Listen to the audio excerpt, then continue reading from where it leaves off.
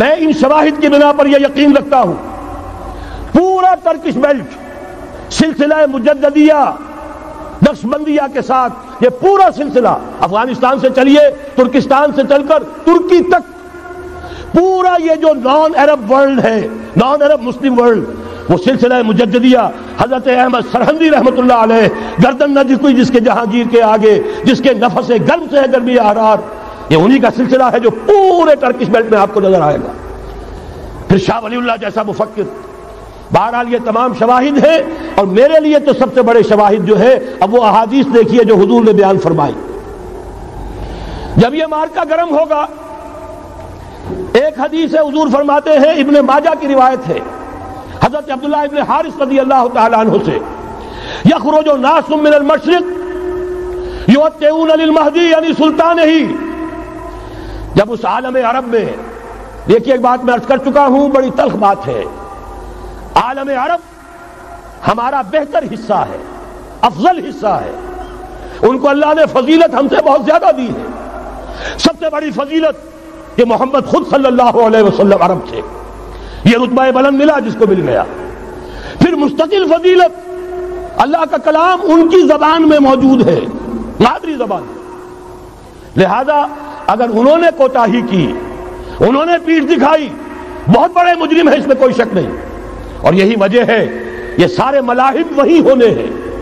ایسی ایسی بھاری جنگیں حضور فرماتے ہیں اتنے لوگ ہلاک ہوں گے کہ پرندہ اڑتا چلا جائے گا اترنے کی جگہ نہیں ملے گی لاشیں ہی لاشیں ہوں گی. یہ شکل ہونے والی ہے.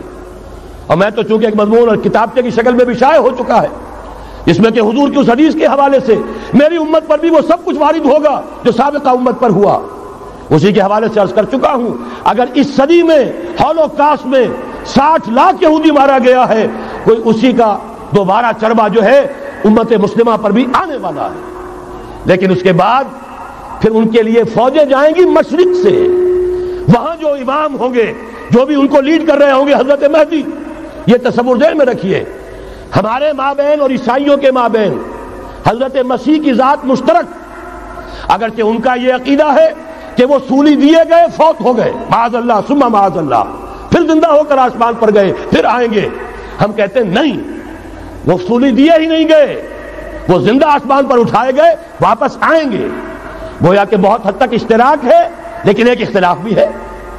اسی طرح حضرت مہدی کے بارے میں شیعہ اور سنی تصورات میں اتفاق بھی ہے اختلاف بھی ہے. یقیناً امت مسلمہ امت عرب مجھے تو اقبال کا وہ شعر یاد آتا ہے خون اسرائیل آ جاتا ہے آخر جوش میں توڑ دیتا ہے کوئی موسیٰ طلسم سامری. تو کیا خون اسماعیل جوش میں نہیں آئے گا؟ حضرت اسماعیل کی نسل میں حضور اور حضور کی صاحبزادی حضرت فاطمہ رضی اللہ تعالی عنہا حضور نے فرمایا میری اس بیٹی کی نسل میں اللہ تعالیٰ ایک شخص کو اٹھائے گا جو اس وقت مسلمانوں کی قیادت کرے گا. یہ چیز ہمارے اور اہل تشیع کے مابین مشترک. فرق یہ ہے وہ سمجھتے ہیں کہ ان کے 12ویں امام کہ جو آج سے 1200 برس قبل روپوش ہو گئے تھے وہ ظاہر ہوں گے. ہمارے نزدیک نہیں. وہ پیدا ہوں گے نو مولود ہوں گے عام انسانوں کی طرح آئیں گے ہوں گے نسل فاطمہ میں سے رضی اللہ تعالی عنہا اور وہ اس وقت عربوں کی قیادت کریں گے. خون اسماعیل آ جائے گا آخر جوش میں اور کوئی حضرت مہدی وہ آئیں گے اور اٹھیں گے اور قیادت کریں گے دجال سے مقابلہ کریں گے اور اس ملاحم کے اندر قیادت فرمائیں گے. لیکن ان کی مدد کے لیے مشرق سے فوجیں آئیں گی. گویا کہ پہلے مشرقی کسی ملک میں یہ نظام قائم ہو چکا ہوگا کوئی ایسی طاقت وجود میں آ چکی ہوگی کہ جب وہاں بھٹی دہکے گی تو وہاں کے مسلمانوں کی امداد مشرقی ممالک سے جائے گی. اور ایک دوسری حدیث میں یہ تو ترمذی کی روایت ہے کتب حدیث میں تیسرے نمبر پر کتاب یہی ہے صحیح بخاری صحیح مسلم پھر یہ جامع ترمذی. اس میں حضرت ابو ہریرہ سے روایت ہے یخرج من خراسان رایات سود. خراسان میں بتا چکا ہوں حضور کے زمانے کا خراسان افغانستان کچھ حصہ پاکستان کا کچھ روسی ترکستان کی آزاد ریاستیں جو ابھی ہوئی ہیں تھوڑا سا حصہ ایران کا یہ خراسان بزرگ یہ اولڈ گریٹر خراسان. یہاں سے فوجیں چلیں گی سیاہ علم برآمد ہوں گے اور کوئی طاقت انہیں روک نہ سکے گی ان کا منہ پھیر نہ سکے گی یہاں تک کہ وہ ایلیا حضور کے زمانے میں یروشلم کا نام تھا یہاں تک کہ ایلیا میں جا کر نصب ہو جائے. گویا کہ یہ جو ہمارے ہاتھ سے نکلا ہے قبضے سے پہلے بھی عربوں کے ہاتھوں سے نکلا تھا بیت المقدس یروشلم، عرب واپس نہیں لے سکے تھے. کرد خون صلاح الدین ایوبی اس نے واپس لیا.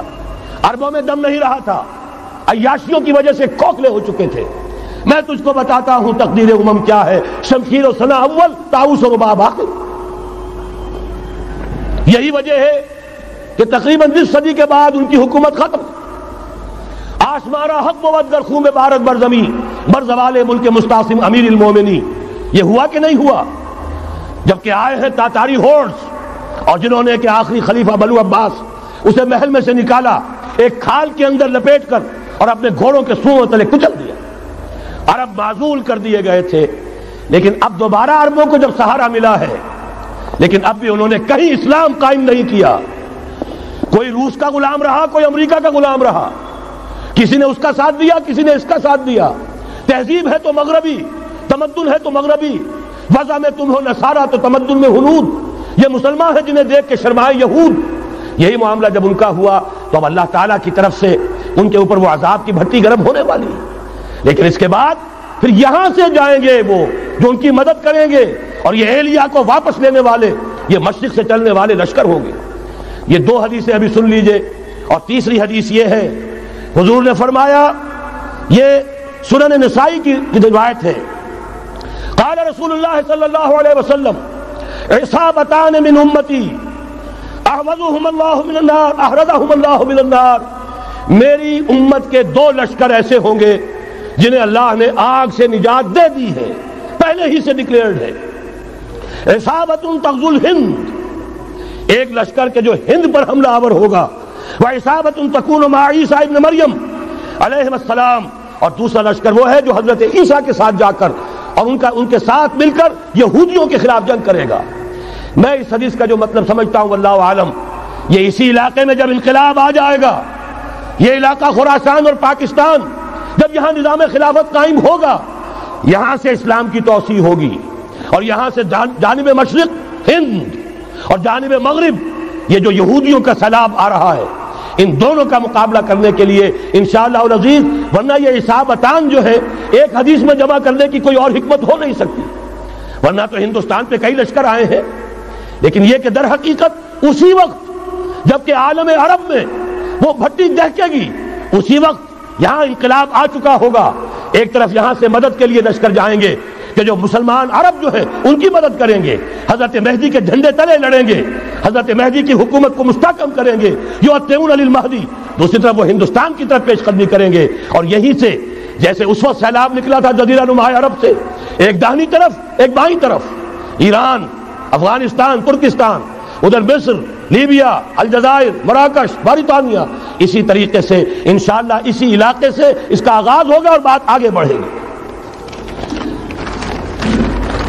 تو غرض اصل حاصل کیا ہے؟ یہ ہونا ہے.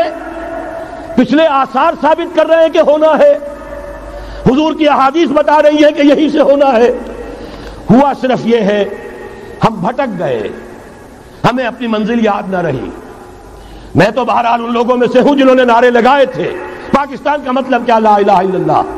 میں سن 46 میں یہاں حبیبیہ ہال میں قائد اعظم نے مسلم اسٹوڈنٹ فیڈریشن کے جس اجلاس کو خطاب کیا تھا، ضلع حصار سے جو 2 ڈیلیگیٹ آئے تھے ان میں سے ایک میں تھا. میں نے بہرحال اس تحریک میں بھی حصہ لیا ہے، ایک ننھے کارکن کی حیثیت سے لیا ہے.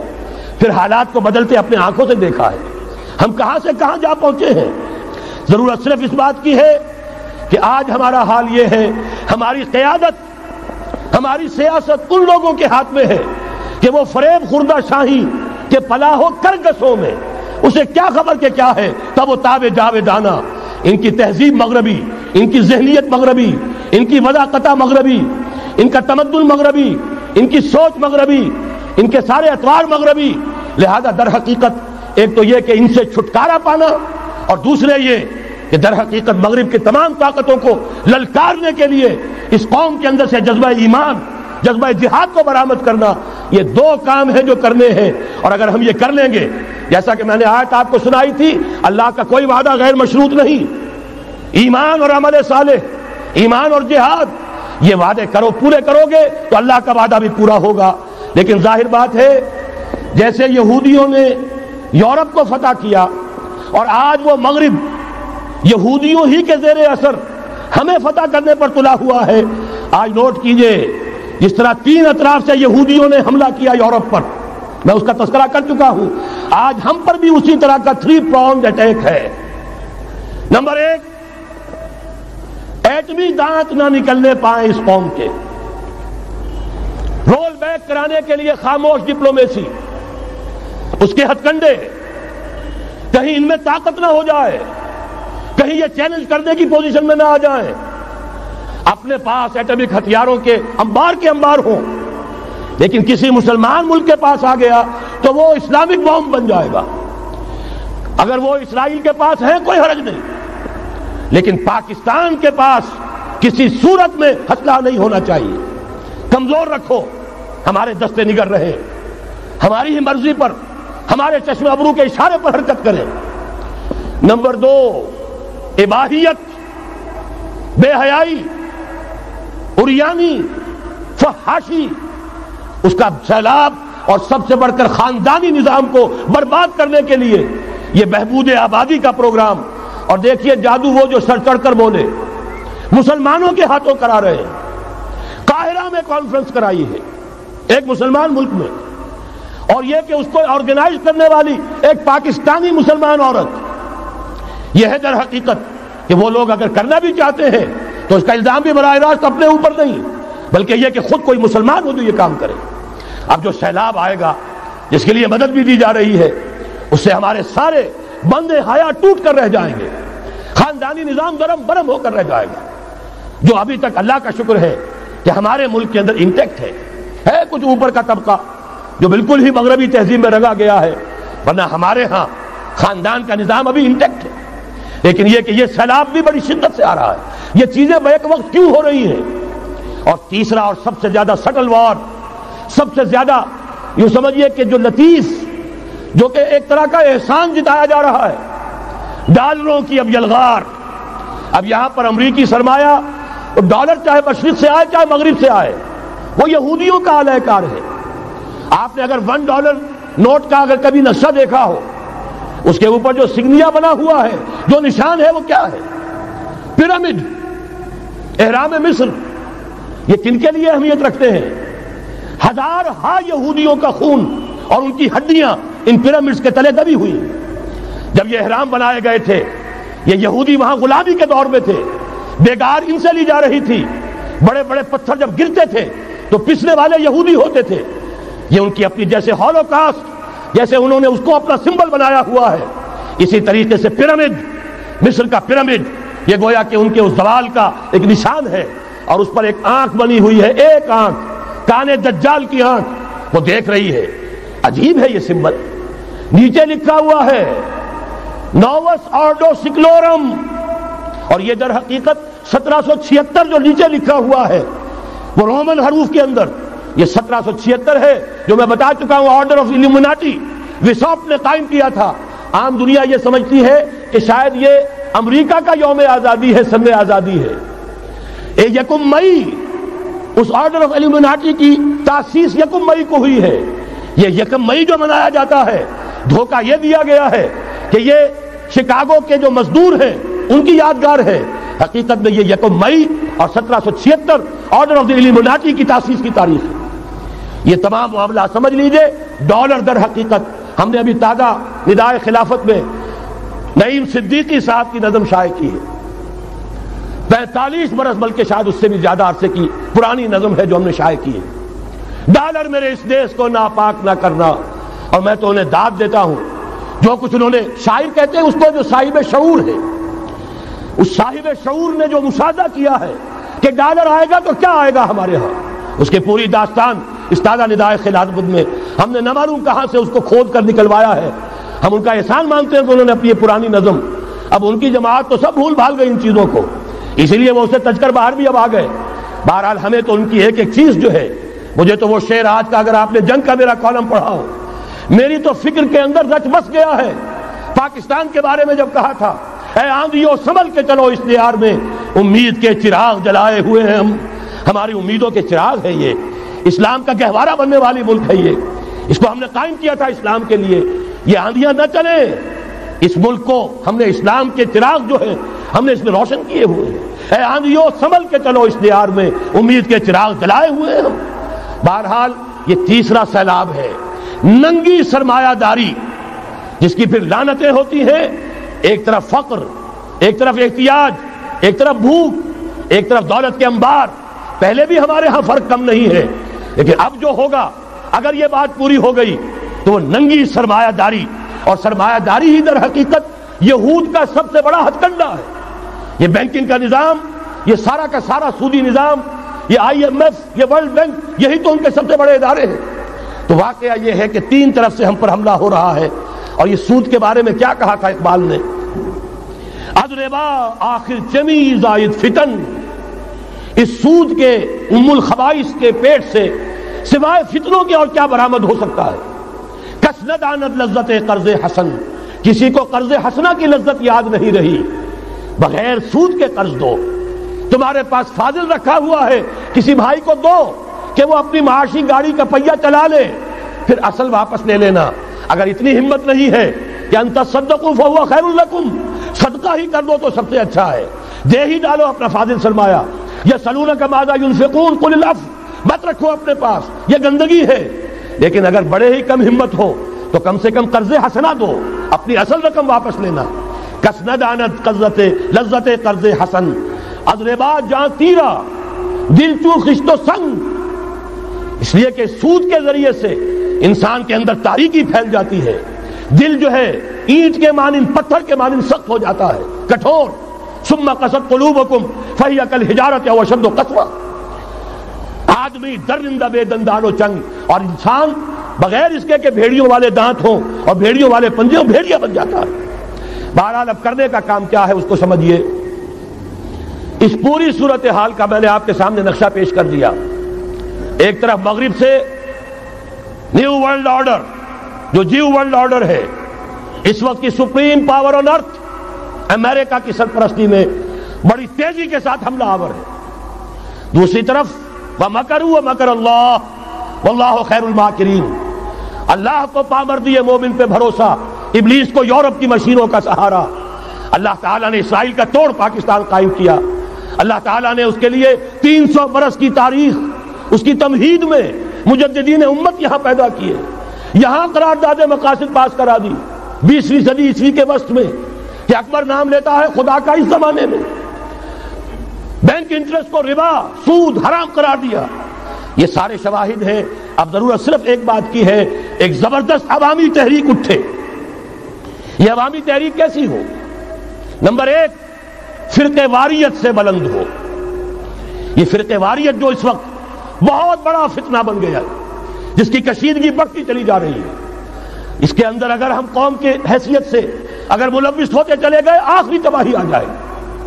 فرقہ واریت سے بلند، سیاسی کشمکش سے بلند. یہ سیاسی کشاکش، یہ حزب اختلاف، حزب اقتدار، اس سے بلند، اس سے کوئی بحث نہیں، کوئی دلچسپی نہیں.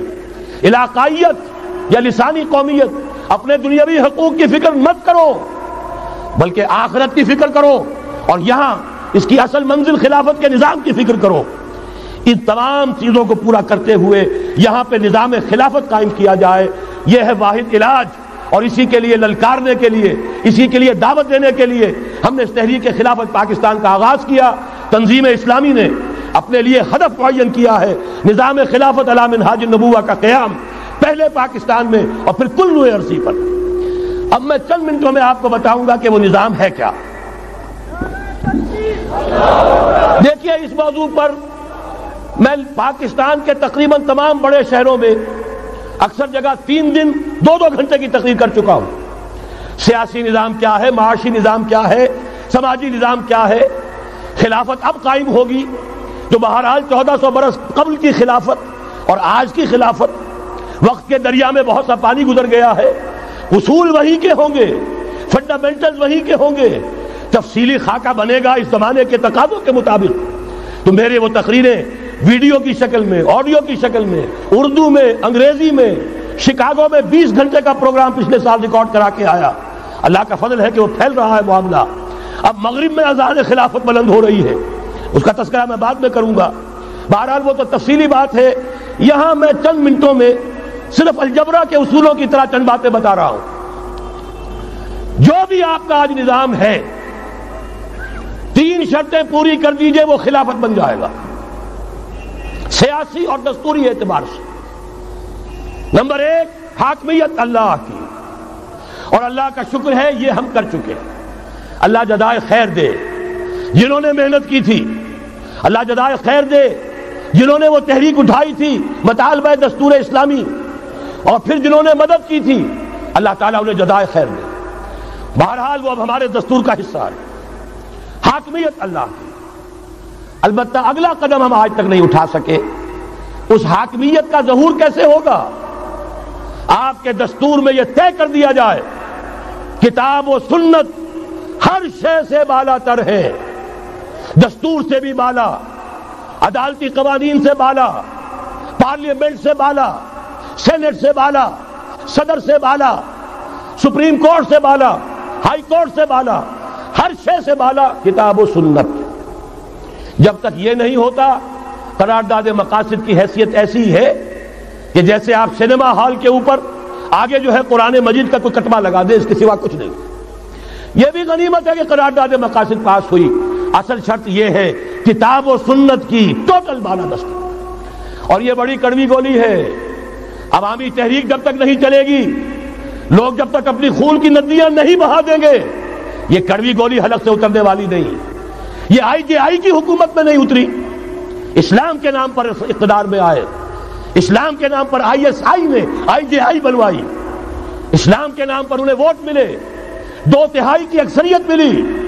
اس کے باوجود شریعت کی بالادستی کا ایکٹ، شریعت کی بالادستی کی دستور کے اندر ترمیم پاس نہیں کرائی گئی. معلوم ہوا اوپر زبردست کا ٹھینگا ہے، امریکہ کے سب پرستار ہیں، سب ڈرتے ہیں، سب کے لیے سب کو نظر آتا ہے بالآخر جو ہے اسی کے پاس جانا ہوگا، چاہے وہ نواز شریف ہو اور چاہے وہ بے نظیر ہو. ایک کھلم کھلا ہے، اور اب تو میں کہتا ہوں نواز شریف بھی کھلم کھلا ہے. آج کے اس دور میں انہوں نے اسلام کا نام کبھی نہیں لیا، اس سے تو بالکل تائب.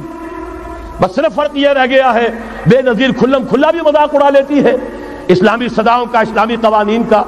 یہ اس پر ذرا خاموش ہے. لیکن یہ کہ اپنی تحریک میں ہمارے بہت سے جو سیاسی قائدین ہیں مسلمانوں کے، کتنے بیانات آپ نے پڑھے ہوں گے، ذرا اسلام کا نام لے دیں ہم ساتھ ہو جائیں گے. مولانا سمیع الحق صاحب کا بیان آیا، ذرا اسلام کی بات کرے تو ہمارے اور بہت سے علماء اور ہمارے طارق صاحب جو ہیں انہوں نے بھی کہا کہ میں ہم ساتھ آ جائیں گے. لیکن یہ کہ بڑا پکا ثابت ہوا نواز شریف اسلام کا نام نہیں لیا. یہ بات جان لیجئے، یہ اس کے بغیر، قربانی کے بغیر اصل یہی منزل ہے، اصل کٹھن یہی ہے. یہ کتاب و سنت کی بالادستی، اس کو قبول کرنا، اختیار کرنا، یہ بغیر عوامی تحریک کے، بغیر قربانیوں کے ممکن نہیں ہوگا. بہرحال دوسری بات یہ، اور تیسری بات، کسی غیر مسلم کو نظام خلافت میں قانون سازی میں شریک نہیں کیا جا سکتا. جس قانون کی بنیاد کتاب و سنت، جو نہ کتاب کو مانے نہ سنت کو مانے، اس کا اس ملک کی قانون ساز اسمبلی میں جانے کا مطلب کیا ہے؟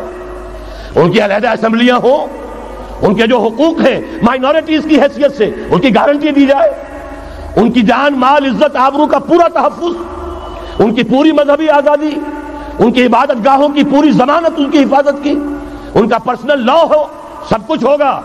قانون سازی میں غیر مسلم شریک نہیں ہو سکتا. نظام خلافت کی اعلیٰ ترین سطح کی پالیسی بنانے میں غیر مسلم شریک نہیں ہو سکتا. یہ معاملات ہمیں، یہ کڑوی گولیاں ہیں، لیکن صرف 3 گولیاں ہضم کر لیجئے، یہ نظام خلافت کا نظام بن جائے گا.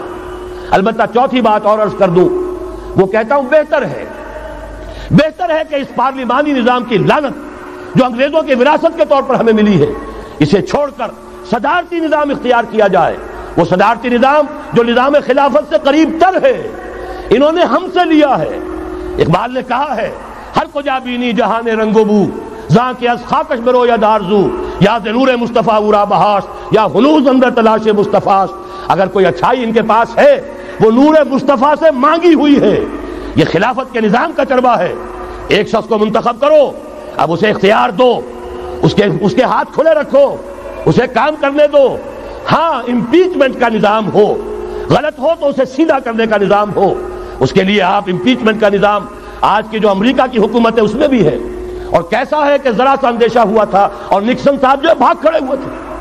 تو میرے نزدیک صدارتی نظام اور چھوٹے صوبے، یہ بڑے بڑے صوبوں کی ضرورت نہیں ہے، چھوٹے صوبے ہوں، لوگوں کو سہولتیں ہوں، ہر علاقے کے لوگوں کو معلوم ہو کہ ہمارے معاملات ہمارے اپنے ہاتھ میں ہیں، ان کے اندر کوئی احساس جو ہے محرومی کا پیدا نہ ہونے پائے. اس لیے کہ وہی چیز ہے جو سیاہی گھول دیتی ہے. کون سیاہی گھول رہا ہے وقت کے بہتے دریا میں؟ یہ ساری سیاہیاں جو سندھ میں گھل رہی ہیں، بلوچستان میں گھل رہی ہیں، سرائکی کے علاقے میں گھل رہی ہیں، ان سب کا علاج ہے چھوٹے صوبے بناؤ. لیکن یہ چیزیں خلافت کی شرائط میں سے نہیں ہیں. بہتر بات ہے، دنیاوی اعتبار سے بہتر بات ہے، انتظامی اعتبار سے بہتر بات ہے. باقی اصل شرائط تین: اللہ کی حاکمیت کا اقرار جو قرارداد مقاصد میں بالفعل ہے، کتاب و سنت کی ٹوٹل بالادستی. سپریم کورٹ کو اختیار دیجئے، وہاں جا کر کوئی بھی شہری پاکستان کا کوئی بھی عالم دین اگر ثابت کر دے فلاں قانون، فلاں ہدایت، فلاں انسٹرکشن، فلاں کوئی حکم جو دیا گیا ہے کتاب و سنت کے منافی ہے، فوراً کل عدم ہوگا. اور تیسری بات، غیر مسلم پروٹیکٹڈ مائنورٹی ہوں گے، ان کی جان مال عزت آبرو کی حفاظت ہوگی، لیکن یہ کہ وہ برابر کے قانون سازی کے حق میں شریک نہیں ہو سکتے، اس لیے کہ یہاں کتاب و سنت منبع ہے قانون کا جس کو وہ تسلیم نہیں کرتے. اسی طرح یہ معاشی نظام، موجودہ سرمایہ دارانہ نظام، بہت بڑی لعنت، بہت بڑی لعنت، بہت بڑی لعنت. لیکن جیسے آپ کو معلوم ہے، آج ہی ابو جہل کہہ دے لا الہ الا اللہ محمد الرسول اللہ، مسلمان بن جاتا. کلمہ تو ایک ہی تھا نا. ابو طالب کے پاس جب وفد گیا تھا رؤسائے قریش کا، اور انہوں نے کہا تھا کہ اپنے بھتیجے کو روک لو ورنہ اب ہم جو تمہاری بھی رعایت اب نہیں کریں گے، میدان جنگ میں آ جاؤ. ابو طالب نے کہا تھا میرا بھتیجا تم سے کیا مانگ رہا؟ ایک کلمہ، ایک کلمہ لا الہ الا اللہ، اور تو اس کا کوئی مطالبہ نہیں. انہوں نے کہا، ابو سفیان اس وقت تک کیونکہ ابھی کفر میں تھے، شرک میں تھے، انہوں نے کہا وہ ایک کلمہ جو وہ مانگ رہا ہے وہ ہمارے سارے معبودوں کی نفی کر دیتا ہے. وہی تو سب سے بڑی مصیبت ہے. تو میں آپ کو بتا رہا ہوں، تین چیزیں اس سرمایہ دارانہ نظام میں سے نکال دیجئے، یہ اسلامی نظام بن جائے گا. تفصیل میں جانے کا موقع نہیں ہے، میں فارمولہ دے رہا ہوں. تفصیل میں نے عرض کیا، میرے کیسٹس ہیں، کتابیں ہیں، وہ خطبات خلافت اب کتابی شکل میں بھی آ جائیں گے، انگریزی میں ویڈیو کیسٹ ہے، اردو میں ہے، بڑے بڑے شہروں میں خطبات دے چکا ہوں، مواد موجود ہے. لیکن اس وقت فارمولہ بتا رہا ہوں، تین چیزیں نکال دیجئے. نمبر ایک، سود نکال دیجئے. اس میں بھی اللہ کے فضل و کرم سے پیش رفت ہمارے ہاں ہوئی. فیڈرل شریعت کورٹ نے فتویٰ دیا اور اتنا زبردست ججمنٹ لکھا ہے، پوری دنیا کے لیے رہنمائی کا ذریعہ بن جائے گا. یہی وجہ ہے کہ مجھے معلوم ہوا ہے موجودہ حکومت نے اس کی اشاعت روک دی ہے. باہر کے ممالک سے ڈیمانڈ. میں جب انگلستان میں تھا ابھی 2 مہینے قبل، وہاں کچھ لوگوں کے سامنے تذکرہ کیا، انہوں نے کہا ہمیں منگا کے دیجئے، بنگلہ دیش کے مسلمان تھے، ہمیں منگا کے دیجئے.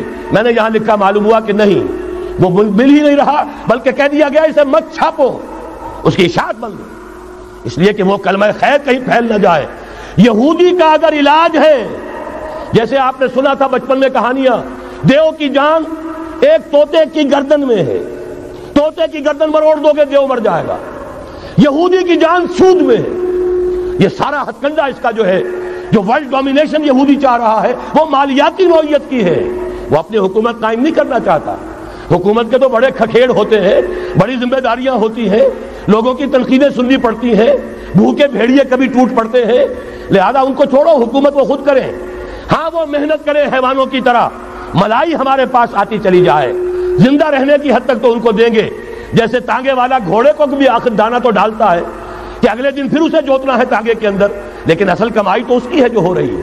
صرف یہ مالیاتی نظام اور اس کا ایک ہی لفظ کے اندر توڑ ہے، سود ختم اور یہود کی گویا کہ جان نکل جائے گی. یہی وجہ ہے جیسے ہی فیڈرل شریعت کورٹ کا فیصلہ آیا تھا، وہ جو کوئی چیزیں پائپ کے اندر پڑی ہوئی تھی مدد کی، وہ بھی روک لی گئی. یہ قوم کدھر جا رہی ہے؟ یہ تو ہمارے ہاتھ سے نکلی جا رہی ہے. اور جب تک کہ اس کے خلاف IJI کی حکومت کو سپریم کورٹ میں اپیل میں نہیں پہنچا دیا، اس وقت تک یہ ہے $1 جو ہے کہیں سے ادھر سے ادھر ہلنے نہیں دیا. یہ ہے حقائق، اصل میں ان کو سمجھ لیجیے. سود نکال دیجئے، جوا، اسپیکولیشن، فارورڈ ٹریڈنگ کی وہ ساری صورتیں جو صرف بیع سلم ایک جائز ہے، باقی ساری صورتیں حرام ہیں، ان کو نکال دیجئے اور جاگیرداری ختم کر دیجئے۔ جاگیرداری ختم کرنے کے لیے حضرت عمر کی شمشیر لانی ہوگی، شمشیر فاروقی۔ ان کا یہ فتویٰ تھا، اجماع تھا کہ جو ملک، جو علاقے بطور شمشیر فتح ہوئے ہیں وہ کسی کی انفرادی ملکیت نہیں رہیں گے، وہ امت مسلمہ کی اجتماعی ملکیت ہے۔ کوئی انچ زمین، اسی وجہ سے ہمارے ہاں فرق ہے خراجی اور عشری۔ عشری زمین ملکیتی ہوتی ہے، اس میں سے ایک مسلمان جس کی ملکیتی زمین ہے اس کا وہ 10واں حصہ یا 20واں حصہ پیداوار کا دے کر فارغ، اور جو خراجی زمین ہوتی ہے وہ کسی کی ملکیتی نہیں ہوتی، وہ تو مسلمانوں کی ہے، نظام خلافت کی ہے۔ جو کام کر رہا ہے چاہے مسلمان ہو چاہے غیر مسلم ہو، وہ کاشت کرے گا، آدھا اس کا ہے، آدھا ریاست کا ہے، بیت المال کا ہے۔ یہ ہے نظام خراجی کا اور عشری کا فرق۔ اور حضرت عمر نے طے کر دیا تھا رضی اللہ تعالیٰ عنہ کہ جتنے علاقے فتح ہوئے، یہ مصر ہے، یہ عراق ہے، یہ شام ہے، یہ ایران ہے، ساری زمینیں مسلمانوں کی اجتماعی ملکیت۔ کام کرنے والے چاہے یہودی ہوں، چاہے مجوسی ہوں، چاہے عیسائی ہوں، چاہے وہ مسلمان ہو جائیں، زمین خراجی رہے گی، زمین سے خراج جائے گا بیت المال میں تاکہ تمام امت کی بہبود میں صرف ہو سکے۔ 3 کام کر دیجئے، باقی ساری market forces, free economy, personal incentive, personal ownership, ساری چیزیں، سارے اصول جس کی وجہ سے کہ سرمایہ داری کو فتح حاصل ہوئی ہے کمیونزم کے اوپر، وہ سارے اصول اسلام کے اندر موجود ہیں۔ لیکن سود نکال دو، جوا نکال دو، جاگیرداری نکال دو، اب آؤ اوپن کمپٹیشن، سرمایہ کاری کرو۔ ابھی آپ نے نظم پڑھی، سرمایہ داری کو ختم کرنا ہے، سرمایہ کاری کو فروغ دینا ہے۔ یہ ہے اسلام کا نظام معیشت۔ البتہ اس میں چوتھی چیز، کفالت عامہ کے لیے زکوٰۃ کا نظام مکمل قائم کرو۔ ہر شہری کی بنیادی ضروریات کی پوری ذمہ داری اور کفالت نظام خلافت لیتا ہے۔ یہاں پھر میں مجبور ہوں کیا کروں، لیکن جب چھڑ گیا قیامت کا، بات پہنچی تیری جوانی تک، خلافت کا تذکرہ ہو اور حضرت عمر کا ذکر نہ آئے، ناممکن۔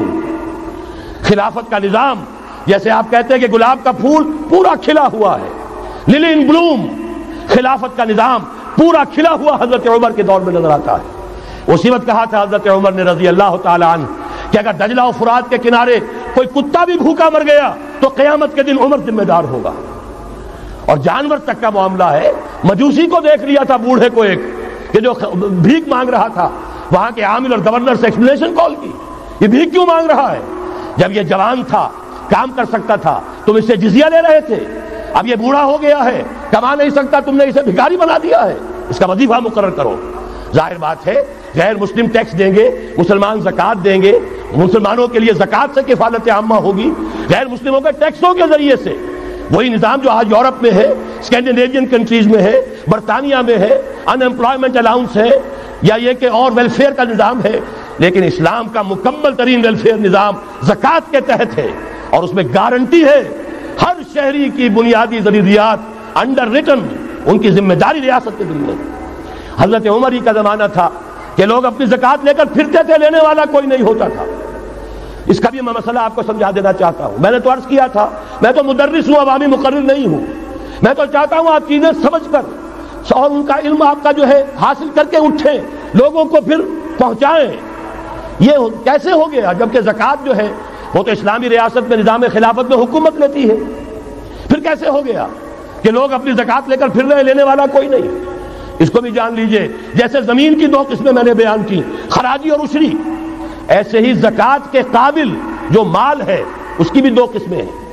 اموال باطنہ، گھروں میں رکھی ہوئی کوئی نقدی ہے، کوئی زیور ہے، کوئی اور ایسی چیزیں ہیں، یہ اموال باطنہ کہلاتی ہیں۔ اس کی زکوٰۃ جبراً حکومت نہیں لے گی۔ اگر اس کی زکوٰۃ جبراً حکومت لے تو گھروں کی تلاشیاں لینی پڑیں گی، جا کے تکیے پھاڑ پھاڑ کے دیکھنے پڑیں گے کہ کہیں کچھ رکھا ہوا تو نہیں ہے۔ یہ معاملہ مسلمانوں کی ان کی اپنی نیت پر، ایمان پر، اللہ کے ساتھ ان کے خلوص و اخلاص پر چھوڑ دیا۔ ہاں اموال ظاہرہ، دکان میں 5 لاکھ کا مال پڑا ہے، 2.5% دے دو، گودام میں 10 لاکھ کا مال پڑا ہے، 2.5% دے دو، تمہارا کارخانہ ہے بہت بڑا، اس کی زمین معاف، بلڈنگ معاف، مشینری معاف، ٹولز معاف، لیکن جو سرمایہ چل رہا ہے چاہے وہ خام مال پڑا ہے چاہے فنشڈ، ٹوٹل کی مالیت کے اوپر 2.5% دے دو. یہ ہے زکوٰۃ جس کو بدنام کیا ضیاء الحق صاحب نے. صرف سود جو ہے، سود والا جو صرف بینکوں کے اندر ڈپازٹ ہے اس سے 2.5% لے کر اسے زکوٰۃ قرار دے دیا. حالانکہ وہ تو کچھ زکوٰۃ نہ ہوئی، سود کا کمیشن ہوا، اس کے سوا کچھ بھی نہیں. زکوٰۃ تو یہ ہے کہ ہر دکاندار، اور مجھے یقین ہے مسلمان دے گا، آپ اسے انکم ٹیکس جیسے لعنتی ٹیکس سے نجات دیجئے جس نے اسے جھوٹ بولنے پہ مجبور کیا ہوا ہے. یہ لعنتی ٹیکس ہے در حقیقت کہ جس نے ہر شخص کو جھوٹا بننے پر مجبور کر دیا ہے. ان کو ختم کریں. زکوٰۃ تو مسلمان اپنے ایمان کے تقاضے پر دے گا، اور وہ دے گا اور خوشی سے دے گا. لہذا یہ پورا نظام جو ہے اس کو اختیار کیا جائے زکوٰۃ کے، تو پوری ویلفیئر اسٹیٹ، دنیا کے بلند ترین معیارات کی ویلفیئر اسٹیٹ قائم ہو جائے گی. جو حضرت عمر نے کہا تھا کہ کوئی کتا بھی بھوکا اور پیاسا نہ رہے. اب آئیے تیسرا معاملہ سماجی. یہاں بھی 3 ہی باتیں کہوں گا. ترقی ہے، تعلیم ہے، ان میں کوئی رکاوٹ نہیں. خواتین کام کریں، کوئی رکاوٹ نہیں. کیا چیز نکالنی ہے؟ بے حیائی، بے حجابی، عریانی نکال دو. ستر و حجاب انفورس کرو. سیگریگیشن، عورتوں کے اسکول علیحدہ، مردوں کے علیحدہ، عورتوں کے کالج علیحدہ، مردوں کے علیحدہ، عورتوں کی یونیورسٹی علیحدہ، مردوں کی علیحدہ، عورتوں کے ہسپتال علیحدہ، مردوں کے ہسپتال علیحدہ. کسی درجے میں تو ہمارے ہاں ہے، اس کو آگے بڑھاؤ، یونیورسٹی بناؤ. اسی طریقے سے ہسپتال میں، مردوں کے ہسپتال میں عورتوں کو نرس رکھنا کیوں لازم ہے؟ کیا مرد نرسنگ نہیں کر سکتے؟ کیا فوج کی جو فارورڈ یونٹس ہوتے ہیں میڈیکل، کیا ان میں عورتیں جاتی ہیں نرسوں کی حیثیت سے؟ جہاں اصل ضرورت ہوتی ہے، کسی کا بازو اڑ گیا ہے، کسی کی ٹانگ اڑ گئی ہے، کسی کا پیٹ چاک ہو گیا ہے، آنتیں باہر ہے، بڑی ٹینڈر نرسنگ کی ضرورت ہے، وہاں تو عورت نہیں جاتی، وہاں تو میل نرسز ہے. تو مردانہ ہسپتالوں میں مردوں کو نرس رکھو، زنانہ ہسپتالوں میں عورتوں کو نرس رکھو. عورتیں مریض ہوں، عورتیں ڈاکٹر ہوں، عورتیں جو ہے نرسنگ کریں. وہاں کی انتظامیہ بھی عورتوں کو دیجیے. پھر یہ ہے کہ ساری پرائمری ایجوکیشن عورتوں کو دے دیجیے. چھوٹی عمر کے بچے ہیں، انہیں عورت کے اندر اللہ تعالیٰ نے جو شفقت مادری رکھی ہوئی ہے فطری طور پر، ضرورت ہے اس ٹینڈر ایج میں. تو ارادہ اگر ہو جائے تو ہر کام ہو سکتا ہے. ارادہ چاہیے. یہ کہ بے ستری، بے حجابی، عریانی، فحاشی کا خاتمہ کرو. نمبر 2، شراب اور منشیات کا خاتمہ کرو. اس کے لیے آئرن ہینڈ بلکہ آئرن فسٹ کی ضرورت ہے. یہ کر کے دکھایا، ایرانیوں نے کر کے دکھا دیا. ہم سے کہیں زیادہ گرے پڑے تھے، ہم سے کہیں زیادہ یہ خرابیاں ان کے معاشرے میں موجود تھیں. کر کے دکھایا کہ نہیں کر کے دکھایا؟ یہ ہو رہا ہے. لہذا یہ کہ یہ کام کیا جائے، اور زنا اور قذف کے جو اصل اللہ تعالیٰ کی طرف سے، اللہ کے رسول کی طرف سے جو سزائیں ہیں اور حدود اور تعزیرات ہیں، ان کو نافذ کیا جائے. یہ 3 چیزیں کر دیجئے، یہی معاشرہ ہوگا. کوئی یہ نہیں کہتا کہ صحراؤں میں جا کر آباد ہو، کوئی آپ سے یہ نہیں کہتا کہ جائیے دوبارہ اونٹوں پہ سفر شروع کیجئے. جو ترقی ہوئی ہے، اللہ تعالیٰ نے علم دیا ہے انسان کو، اللہ تعالیٰ نے ٹیکنالوجی عطا فرمائی انسان کو، اور رحمان کا دیا ہوا علم ہے. علم آدم الاسماء کلھا، یہ اسی علم اسماء کا ظہور ہے پوری دنیا کے اندر. اسے خیر کا، برکت کا ذریعہ بناؤ. میں نے 3 باتیں بتائیں آپ کو. نمبر 1، اللہ کی حاکمیت، کتاب و سنت کی ٹوٹل بالادستی. نمبر 3، اور غیر مسلموں کو قانون سازی میں شریک نہیں کیا جا سکتا. وہ پروٹیکٹڈ مائنورٹی، ان کی جان، مال، عزت و آبرو کی حفاظت کا ذمہ ہے، مذہبی آزادی کا ذمہ ہے، لیکن وہ ہماری قانون سازی میں، اعلیٰ ترین سطح کی پالیسی سازی میں شریک نہیں ہو سکتے. نمبر 2، یہی سارا نظام، یہی سرمایہ کارانہ نظام، سرمایہ دارانہ نظام کو 3 چیزیں نکال دیں گے، وہ سرمایہ دارانہ نہیں رہے گا، سرمایہ کارانہ ہو جائے گا. یہ سرمایہ کارانہ نظام، سود نکال دو، جوا نکال دو، جاگیرداری ختم کر دو، یہی رحمت ہو جائے گی. اللہ کی ربوبیت عامہ، ربوبیت کاملہ کے آپ کو منظر نظر آئیں گے.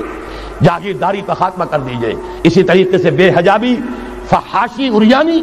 نمبر 2، شراب اور منشیات. نمبر 3، جو اصل جو حدود ہیں شریعت کے، ان کو نافذ کیجئے تاکہ معاشرہ اسلامی معاشرہ بنے. اب آخری بات ہے میری، اور اسی کے ضمن میں کچھ مطالبے ہیں جو آج ہمیں کرنے ہیں حکومت سے. پہلی بات یہ کہ یہ خلافت کیسے آئے گی. اس موضوع پر بھی میں عرض کر رہا ہوں کہ میں کم سے کم 15 سال سے مسلسل تقریریں کر رہا ہوں. اتنی موٹی کتاب اردو میں منہج انقلاب نبوی موجود ہے. اس کے موضوع پر انگریزی میں کیسٹ، اردو میں cassette, video cassette, audio cassette, میری طرف سے مواد پورا موجود ہے. پہلا مرحلہ کیا ہے؟ غور سے سنیے، اس لیے کہ اس کے مخاطب اب آپ ہیں براہ راست ہر فرد۔ خلافت کا نظام قائم کرنا ہے تو پہلے اپنی ذات میں خلیفہ بنیے۔ اللہ نے آپ کو ایک جسم دیا ہے، زبان دی ہے، آنکھیں دی ہیں، کان دیے ہیں، یہ سب آپ کے پاس اللہ کی امانت ہے، ان پر اللہ کی حکومت قائم کی۔ اپنے وجود پر اپنے گھر میں خلافت قائم کیجئے، آپ خلیفہ بن جائیں، آپ نظام اللہ کا نافذ کریں اپنے ذات پر، اپنے وجود پر، اپنے گھر میں، اور ساتھ ہی انفرادی سطح پر طے کر لیجئے سورہ حدید کی آیت نمبر 7، آمنوا باللہ ورسولہ وانفقوا مما جعلکم مستخلفین فیہ، جس چیز میں اللہ نے تمہیں خلافت عطا کی ہے، دولت دی ہے، مال دیا ہے، جائیداد دی ہے، اولاد دی ہے، ذہانت دی ہے، فطانت دی ہے، خطابت دی ہے، جو دیا ہے لگا دو، کھپا دو، خرچ کر دو اللہ کے دین کے لیے۔ یہ ہے پہلی خلافت۔ اپنے وجود پر اللہ کی حکومت قائم کرو، اپنے گھر میں اللہ کی حکومت قائم کرو، اپنی معاشرت اسلامی بناؤ، اپنے معاش کو اسلامی بناؤ، اور جو کچھ اللہ نے دیا ہے، جسم و جان کی توانائیاں ہوں، صلاحیتیں ہوں، قوتیں ہوں، مال ہو، اولاد ہو، لگا دو، کھپا دو، صرف کر دو اللہ تعالیٰ کے دین کے غلبے کے لیے۔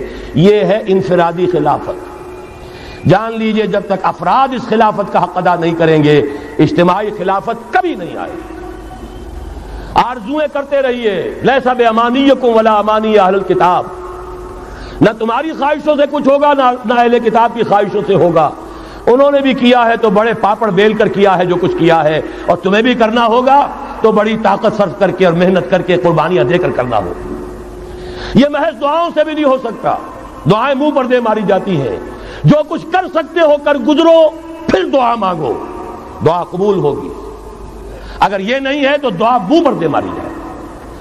لہذا اگر کام کرنا ہے، تیسری بات، محض دعوت و تبلیغ اور نصیحت اور وعظ سے نہیں ہوگا۔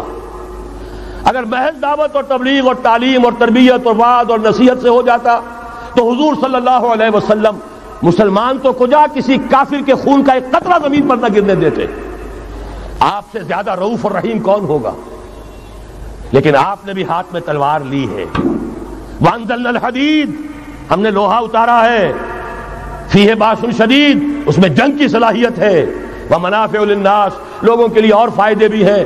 توا پر ہاتھ پھکنی چمٹا بھی بنا لیتے ہو، لیکن اصل میں یہ ہے جنگ کے اسلحہ کے لیے، اور یہ تمہیں اس لیے دیا گیا وَلِيَعْلَمَ اللَّهُ مَن يَنصُرُهُ وَرُسُلَهُ بِالْغَيْبِ، کون ہے جو اس ہتھیار کو ہاتھ میں لے کر کھڑے ہوں اور اللہ اور اس کے رسولوں کی مدد کرے۔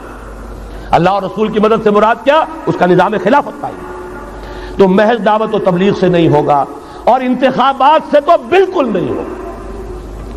یہ تو یوں سمجھیے کہ واقعہ یہ ہے کہ اگر آپ مجھ سے پوچھیں، سب سے بڑا صدمہ جو مجھے ہے، سب سے بڑا صدمہ وہ ان مذہبی جماعتوں کے کردار کی وجہ سے ہے جنہوں نے اس ملک میں آ کر سیاست کی کشاکش اور انتخابی سیاست کے اندر اپنا سارا وقت، ساری توانائیاں ضائع کر دی۔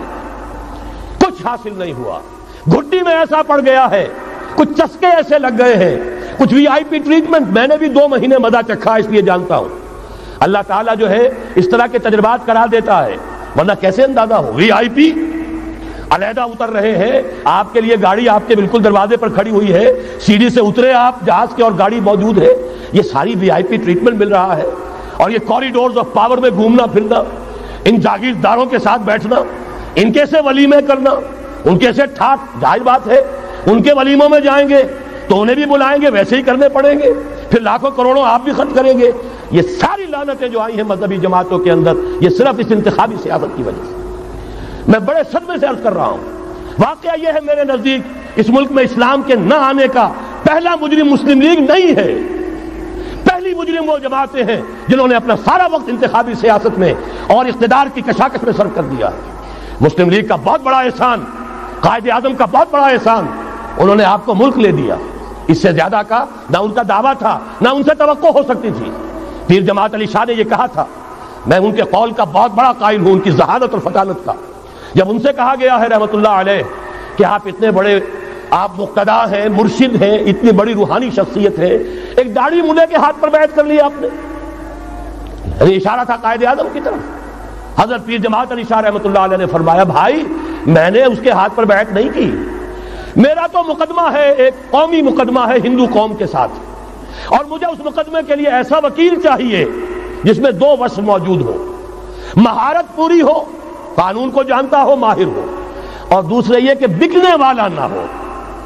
میں نے اپنے قومی مقدمے کے لیے وکیل کیا ہے محمد علی جناح۔ ظاہر بات ہے 100% بات صحیح، اور ان کے اس کردار کو دشمنوں نے مانا، نہرو نے، گاندھی نے، ان کے بڑے بڑے دشمنوں نے مانا۔ یہ شخص جو کہتا ہے he means what he says، یہ جو کہتا ہے وہی اس کے دل میں ہوتا، اس کے ہاں کوئی ہیر پھیر نہیں ہے۔ بہرحال انہوں نے ملک لے دیا، یہ بہت بڑا احسان۔ آگے کام تھا رجال دین کا۔ رجال دین یا تو لگے رہے صرف اپنے مدرسوں میں اور خانقاہوں میں، تبدیلی کا احساس ہی نہیں ہوا کہ کتنا بڑا انقلاب آ گیا ہے، اب ہم انگریزی دور میں نہیں ہیں، اب یہ ایک مسلمانوں کی حکومت بن گئی ہے، اب تو توانائی ہونی چاہیے اس کو اسلامی بنانے کے لیے۔ اور جو جماعتیں چلی گئی انتخابات میں، واقعہ یہ ہے کہ سب سے گھناؤنا کردار اور اس ملک میں اسلام کے آنے میں جو بھی رکاوٹ رہی ہے، سب سے بڑا فیصلہ کل رکاوٹ کا معاملہ ان مذہبی جماعتوں کا کردار۔ اس سے ہٹ کر کیا کرنا ہے، میں نے عرض کیا پہلے، اور یہ میں آپ سے کہہ رہا ہوں، خدا کے لیے سوچئے، آج کی رات جا کر سوچئے، خلیفہ بننا ہے اپنی ذات میں، اپنے وجود پر خلافت قائم کیجئے، اپنے گھر میں خلافت قائم کیجئے، توبہ کیجئے اللہ کی جناب میں، یا ایھا الذین آمنوا توبوا الی اللہ توبۃ نصوحا، بڑے خلوص کے ساتھ توبہ کیجئے، اپنی معاشرت کو، معیشت کو درست کیجئے، اور یہ کہ اپنا تن من دھن، ان صلاتی و نسکی و محیای و مماتی للہ رب العالمین، اس کا فیصلہ کیجئے۔ یہ پہلا مرحلہ ہے بڑا کڑوا، بڑا بھاری، لیکن یہ بھی میں آپ سے عرض کر دوں، جو ارادہ کر لے اس کے لیے بہت آسان، اللہ تعالیٰ کی مدد آتی ہے۔ تم کرو ہمت، توفیق ہم دیں گے، تم کرو فیصلہ، تحصیل ہماری طرف سے ہوگی، آسانی ہماری طرف سے ہوگی۔ فَسَنُيَسِّرُهُ لِلْيُسْرَىٰ، آسانی کے لیے آسان کرتے چلے جائیں گے۔ جو پہاڑ نظر آتے ہیں شروع میں، معلوم ہوتا ہے پہاڑ نہیں، ریت کے ٹیلے تھے، ہمارے قدموں تلے بکھر کر رہ گئے ہیں۔ کر کے دیکھیے، ارادہ کیجئے، عزم کیجئے، طے کیجئے، ان صلاتی و نسکی و محیای و مماتی للہ رب العالمین، اور میرے پاس جو کچھ ہے وہ میرے خدا کا ہے، مجھے اسی کے لیے صرف اپنی زندگی کا تار برقرار رکھنے کے لیے جو ناگزیر ضرورت ہے وہ پوری کرو، باقی لگا دو، کھپا دو۔ آمنوا باللہ ورسولہ وانفقوا مما جعلکم مستخلفین فیہ، جس چیز میں خلافت دی ہے خرچ کر دو۔ دوسرا مرحلہ، یہ خلفاء، ابھی انصاری صاحب نے وہ آیت آپ کو سنائی تھی، ثم جعلناکم خلائف، خلائف جمع ہے خلیفہ کی، ہر مسلمان خلیفہ ہے، یہ سمجھ لیجیے اچھی طرح۔ وہ تو صرف یہ ہے کہ جیسے یہ جو کافرانہ نظام ہے جمہوریت کا، جو مادہ پرستانہ انسانی حاکمیت کی بنیاد پر، اس میں بھی ہر شہری حاکم ہوتا ہے، اپنے ووٹ کے ذریعے سے وہ اپنی حاکمیت کا اختیار منتقل کرتا ہے، وہ نمائندہ بن کر آتا ہے، گویا کہ انہوں نے اپنی حاکمیت ڈیلیگیٹ کی ہے اس شخص کو، اس صدر کو، چاہے وہ بش تھا اور چاہے وہ کلنٹن ہے، ورنہ حاکمیت تو پاپولر ہے، عوام کی ہے۔ اسلام میں خلافت عوام کی ہے، لیکن عوام مسلمان جو اللہ کو ماننے والے ہیں ان کی خلافت ہے، اور ان کی خلافت پہلے وہ اپنی ذات میں خلیفہ بنیں گے، پھر اپنی خلافت کا ایک حصہ ایک خلیفہ کو منتقل کریں گے۔ جب تک خلافت نہیں ہوتی ایک جماعت کے امیر کو منتقل کریں گے وہی حصہ۔ علیکم بالجماعہ، طاقت بنو، قوت بنو، علیکم بالجماعہ، ید اللہ علی الجماعہ، اللہ کی تائید، اللہ کی نصرت، اللہ کی طرف سے برکت جماعت پر آتی ہے، افراد پر نہیں آتی۔ جمع ہو جاؤ۔ حضرت عمر نے تو جو اثر نقل فرمایا وہ آخری درجے کا ہو سکتا ہے، لا اسلام الا بالجماعہ، ولا جماعہ الا بالامارہ، ولا امارہ الا بالسماع، ولا سماع الا بالاطاعہ۔ اسلام ہے ہی نہیں جماعت کے بغیر، اور جماعت نہیں ہے امارت کے بغیر، امارت بغیر اس کے بغیر نہیں ہو سکتی کہ ان کا حکم سنو، اور سننے کا کچھ حاصل نہیں جب مانو نا۔ اسی لیے فرمایا آمرکم بخمس، مسلمانوں میں تمہیں 5 باتوں کا حکم دے رہا ہوں، اللہ امرنی بہن، اللہ نے مجھے ان کا حکم دیا ہے، بالجماعت والسمع والطاعت والہجرت والجہاد فی سبیل اللہ۔ تفصیل میں جانے کا موقع نہیں۔ دوسرا مرحلہ جماعت، ہم نے اسی اصول پر تنظیم بنائی، ہم نے اسی لیے اس کی بیعت کا نظام قائم کیا۔ نحن الذین بایعوا محمدا علی الجہاد ما بقینا ابدا، صحابہ کہتے ہیں بایعنا رسول اللہ صلی اللہ علیہ وسلم علی السمع والطاعت فی العسر والیسر والمنشط والمکرہ وعلی حسرۃ علینا وعلی لا ننازع الامر اہلہ وعلی ان نقول بالحق اینما کنا لا نخاف فی اللہ لومۃ لائم۔ پھر صدمے کی بات کہہ رہا ہوں، کوئی مذہبی جماعت سوائے تنظیم اسلامی کے نہیں ہے جس نے اس مسنون طریقے تنظیم کو اختیار کیا ہو۔ اللہ کا شکر ادا کرتے ہوئے کہہ رہا ہوں، تحدیثاً للنعمہ کہہ رہا ہوں، اس بیعت کی سنت کو تازہ کیا ہم نے، جماعت بنائی ہم نے۔ ہمارے ہاں بیعت رہ گئی تھی صرف پیری مریدی کی بیعت، صرف اصلاح نفس کی بیعت۔ اصل بیعت وہ در حقیقت جو مسنون بیعت ہے وہ بیعت جہاد ہے، وہ بیعت جماعت ہے، تاکہ اللہ کے دین کو قائم کرنے کے لیے، خلافت کو برپا کرنے کے لیے اجتماعی جد و جہد کی جا سکے۔ اس کے بعد یہ جماعت کیا کرے گی؟ وَلْتَكُن مِّنكُمْ أُمَّةٌ يَدْعُونَ إِلَى الْخَيْرِ وَيَأْمُرُونَ بِالْمَعْرُوفِ وَيَنْهَوْنَ عَنِ الْمُنكَرِ۔ انتخابات نہیں لڑے گی، کسی کو کندھا دے کر اوپر نہیں پہنچائے گی، پھر اس کی ٹانگ گھسیٹ کر نیچے نہیں گرائے گی۔ یہ دھندے نہیں کرنے، یہ کھیل نہیں کرنے، ادھر جانا ہی نہیں۔ یہ تو ایک ہی تھیلی کے چٹے بٹے، یہ ایک ہی نظام، دونوں امریکہ کے یکساں غلام، دونوں جو ہے اسی سیکولرزم کا دودھ پی کر، سود کا دودھ پی کر کوئی جمع ہوا ہے، اور کوئی جاگیرداری کی گھٹیاں اس کی گھٹی میں پڑی ہوئی ہے، یہ اس کی پیداوار ہے۔ ان میں سے کسی کے ساتھ کوئی خیر نہیں ہے، لیکن یہ ہے کہ الیکشن تو جب بھی کراؤ گے وہی آئیں گے۔ لاکھ آپ تیسری قوت بننے کی امید میں ایئر مارشل اصغر خان بوڑھے ہو گئے، دور اسکار ہوئے، از عمر رفتہ ہوئے۔ اب قاضی حسین احمد صاحب تیسری قوت بننے کی فکر میں آئے تھے، کبھی وہ طاہر القادری صاحب تیسری قوت بننے کی فکر میں آئے تھے۔ جب تک یہاں جاگیردارانہ نظام ہے، کون سی تیسری قوت آ سکتی ہے؟ مت ماری گئی ہے، عقلیں جو ہے بیچ کھائی ہیں، کیا ہوا ہے؟ کبھی تو آخر ہوش آنا چاہیے۔ یہ وہی آئیں گے، ایک لغاری نہیں دوسرا لغاری، ایک مزاری نہیں دوسرا مزاری، یہ تو وہی آئیں گے، انہی کا کھیل ہے۔